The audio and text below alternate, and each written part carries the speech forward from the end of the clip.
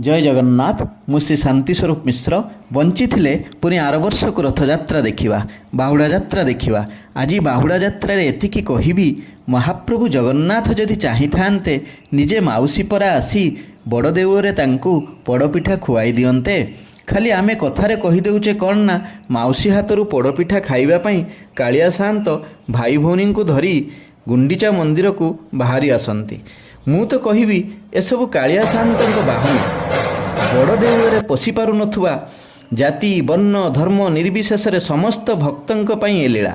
मनीष संपर्क रखिला बेले जाति धर्म वर्ण धन क्षमता देखि थाए, मात्र समस्त ऐश्वर्य को तुच्छ कर देई कालिया शांत बड़ दांड को छुटी आसती समस्त को देखापी जे देख मु विश्वर एमिति ठाकुर जी भक्त मान पाखक आसे छेचा कचा खाई टाहिया हलई दांड दुलुकई ये असंभव भिड़ भितर झुली झुली हली हली मते टिके आखि पुरी देखिनी अरे मु भी तो तुम मान कृपा दृष्टि देखुची परा। सतरे महाप्रभु कि लीला तुमर बड़दाण्डे भक्तों मेल रही भक्त और भगवान मध्य निर्मल भावर आदान प्रदान पाई ये रथयात्रा तुम्हें रचिच परा। धन्य महाप्रभु धन्य तमें। जय जगन्नाथ कही चैनल को सब्सक्राइब करंतु।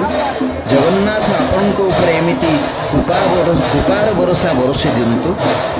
आपण मानकर समस्तंकर मंगल हो इच्छा पूर्ण हो।